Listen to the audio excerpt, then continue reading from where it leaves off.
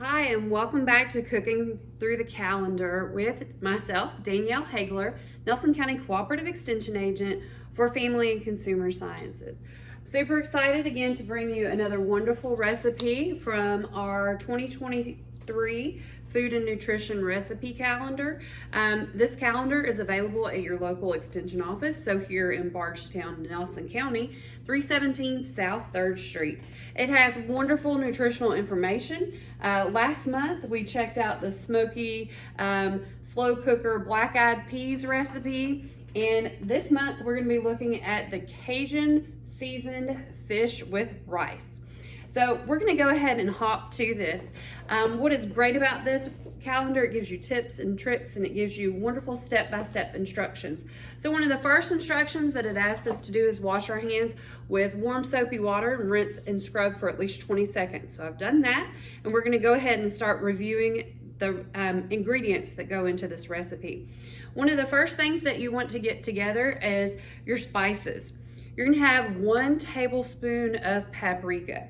Now, in my family, we really like the smoked paprika, but any paprika is fine. You can play with your spices a little bit on these. You're gonna have 1 tablespoon of dried oregano, 1 tablespoon of garlic powder. Then we're gonna switch to teaspoons. 1 teaspoon of salt to keep that salt content low, and 1 teaspoon of black pepper. So we've got our spices. The next ingredient that we are going to have is 3 cups of cooked brown rice. Now, brown rice is going to provide you more fiber. There's lots of different ways that you can buy rice at your local grocery store. You can buy it dry, which is the most economical variety. There's even like quicker cooked rice, or you can buy it where you can microwave it. This was a dry variety that was on sale, so it was a little bit cheaper. I just cooked it on the stovetop for about 5 minutes, and then I pulled it off the heat and let it absorb the rest of the moisture for about 5 minutes, so it'll be ready to go, nice and warm and cooked for our recipe. Now, the next thing that you're gonna have is you'll need some non-stick cooking spray. You definitely wanna be able to cook with it. And you wanna have some frozen vegetables. Now, this is about 10 to 12 ounces, and this mix has celery, onions, and peppers.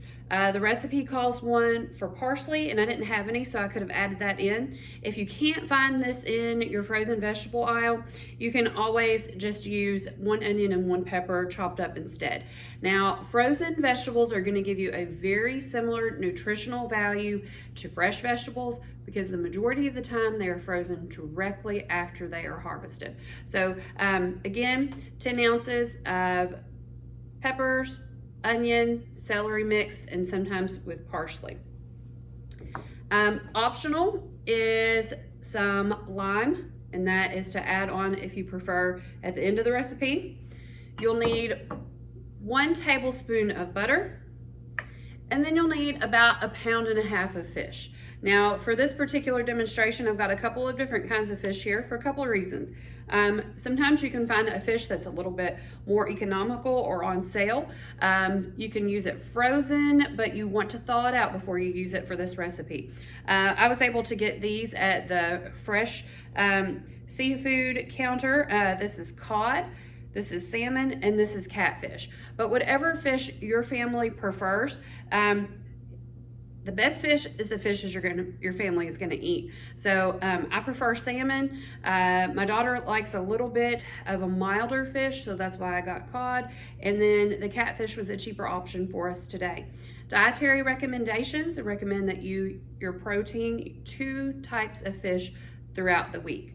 Now, if you are a person that catches fresh fish, just keep an eye on your local regulations for the consumption guidelines for those, because some places limit that, but you're usually pretty safe if you are buying a store-bought fish there.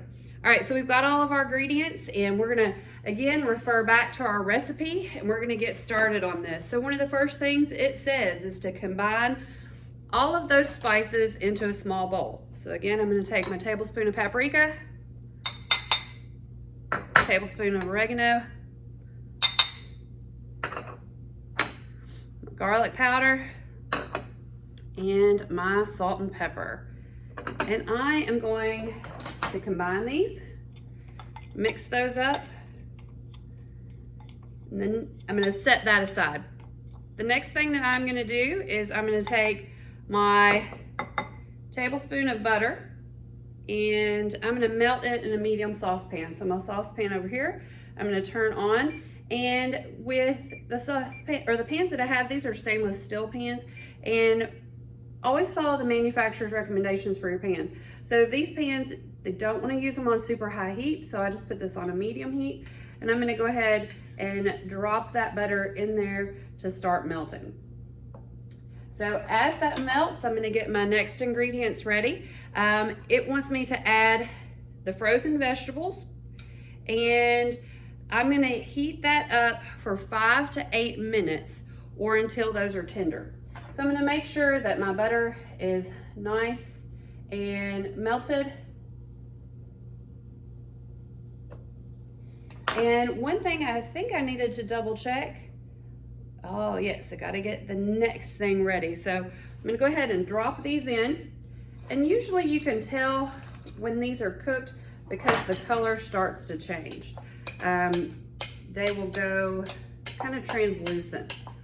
So I'm going to get those cooking. And while those are cooking, I'm going to get my next ingredient ready, because that spice mix that we used, or that we made, we're going to use twice. So I'm going to have this beginning to cook and heat up.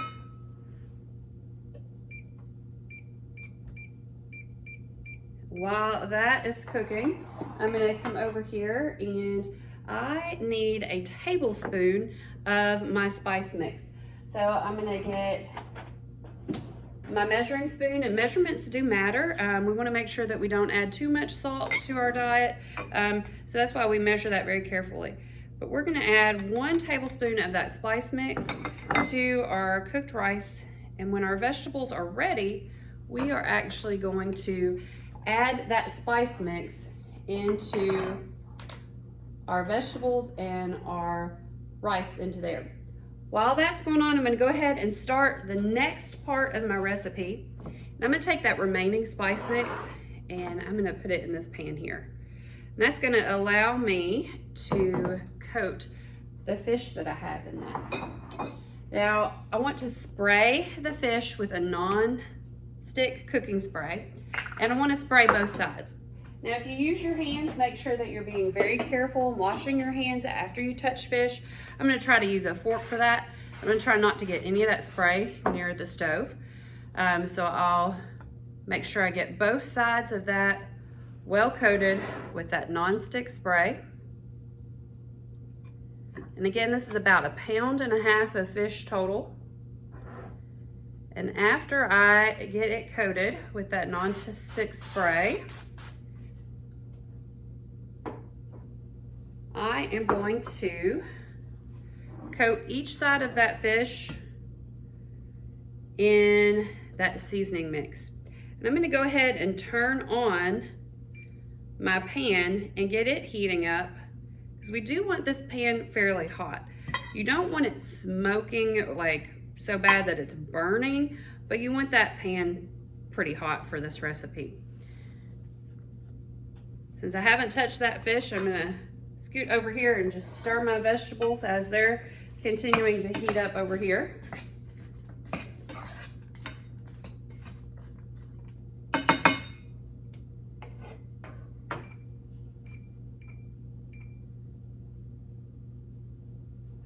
And I'm going to go ahead and finish dredging all of my fish through these spices, making sure that they're all completely coated. And if it's a thicker piece of fish, you can get those in pieces like that codfish.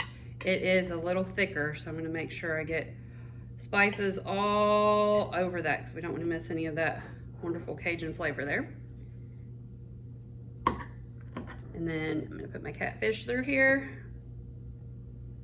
Now, some of these fish may transfer flavor to each other, so you could put this in a different bowl if you're sensitive to those flavor transfers.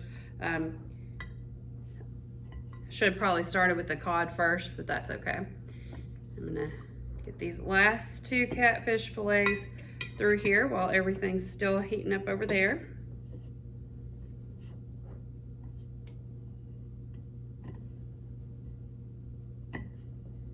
Now, one thing that when you're cooking fish, it's really good to have a thermometer available. You want to cook your fish to temperature. For food safety, there's a few things that you want to make sure you do. You want to clean, cook, and separate. You want to keep things to the correct temperature. So you always want to start with good clean surfaces, clean dishes, always clean up after yourself. Keep things separate. So don't have your meat and your vegetables or your fruit using the same cooking or the same cutting board. You want to make sure you separate those, and you want to make sure that you even keep things separate again from the time that you go to the grocery store, how you store it in your refrigerator, the utensils that you use to cook with. You want to keep those things separate. And then you want to cook to the correct temperature, and you want to make sure you keep things at correct temperatures as well. So we've got that all coated. We've got our pan over here. Our vegetables are starting to get a little more translucent. I don't know if you can see that there, but I'm just going to continue to cook them just a little bit longer as my pan heats up. And I'm going to refer back to my recipe here. So we've got everything that we need. And one thing that's great about this calendar is it gives you some meal tips. So if I wanted to make this a whole meal, it's a pretty complete meal in of itself. But again, we can add that brown rice into there. You can add an apple coleslaw, which is fantastic, in a low fat or skim milk, and to make it a full meal. And then this also reminds us to be active, to get at least 30 minutes of physical activity every day as an adult. A few other things that we want to talk about with nutrition. Seafood has a range of important nutrients, including omega-3 fatty acids, which are really important to us. Many Americans do not get enough protein, and seafood or fish is a great way to introduce more protein into your diet. Brown rice is considered a whole grain. When we are talking about dietary recommendations, we want to make at least half of our grains whole grains. So again, brown rice is a good way to do that. All right, so we're gonna go ahead and add in, those are starting to turn a little bit more translucent. So we're gonna go ahead and add in our rice and spice combination here.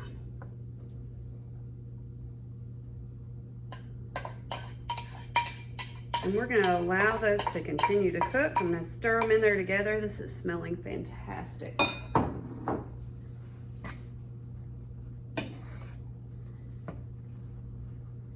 And if you can see how that's all adding into there, it is a very pretty meal too.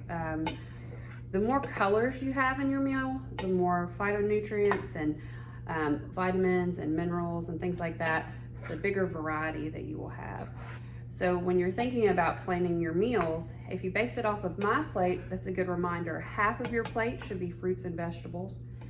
Half of your grains should be whole grains. Your protein serving size should be about the size of a deck of cards. And then your dairies, you want to try to do like a skim milk or a low fat milk with those. All right, our pan over here should be pretty hot now. I've got it hot, but not so hot that it is going to damage my pans. But again, I've got my fish over here and I'm going to add them in.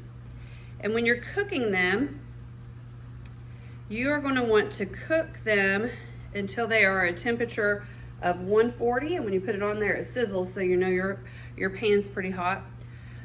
And if you don't have a thermometer, another way to tell if your fish is done is if it starts flaking easily. So either to a temperature of 140 or till it flakes easily. So I've got that catfish in there, and I'm gonna leave it sitting. I'm gonna scoot it over just a little bit, add my cod in over here on the side, and as you can see, that cod is a much thicker piece, so it's probably gonna take a little bit longer to cook. Now, you don't want to completely overload your pan, but I think if I move this just a little bit, I have room for that last piece of salmon here. And I'm going to put it skin up for right now to start. So I'm going to let that sit for about 3 to 5 minutes. Now after my rice is heated through, I'm going to go ahead and stir it just one more time, and then I'm going to remove that from the heat, and I am going to cover that and keep it warm. So I'm just going to again just stir that one more time, and again that just looks absolutely fantastic. It smells fantastic. I'm going to sit that over here, and I will come back to it in just a bit. Now the fish should be ready to turn. It is going to be kind of dark at the bottom. Now, you should be able to just kind of pick it up and flip it over, and you should have that nice kind of blackened char on there. Again, with this particular pan, I do not want to do it on high heat because I don't want to damage my pan. A lot of your non-stick cookware is the same way. I'm going to go ahead and flip that cod, even though that cod may need a little bit longer than the others. We've got that nice dark color there. I'm going to leave that salmon over for just a little bit longer. Now again, I'm going to cook this for about 3 to 5 minutes until the fish is an internal temperature of 140, or until it starts to flake easily with a fork. Whenever you're taking the temperature of your food, you don't want to stick your thermometer straight down in. You actually want to go across the deepest part of the food. So checking this one, when I go across, it's at 125, so it just needs a little bit longer. And depending on where it's at in your pan, it may cook differently. So we're going to check this one, and this little guy is definitely done, so we're going to go ahead and remove it from the heat. We're going to add it over here to our plate of rice, and I'm going to show you all the final plate here while these others finish cooking. Again, you can finish this with some nice lime juice, and I'm going to taste this and see how it turned out. Again, this one is the catfish. And let it cool off just a tiny bit. That rice has been there for just a second. I'm going to step away from my cooking pan. That is fantastic. I encourage you to join me next month for our next Cooking Through the Calendar. Our March recipe is going to be a vegetarian taco soup. So I will see you again in March, and be sure to stop by the Nelson County Extension Office at 317 South 3rd Street to pick up your calendar, 2023 Food and Nutrition Recipe Calendar. Thanks a bunch. Enjoy your cooking.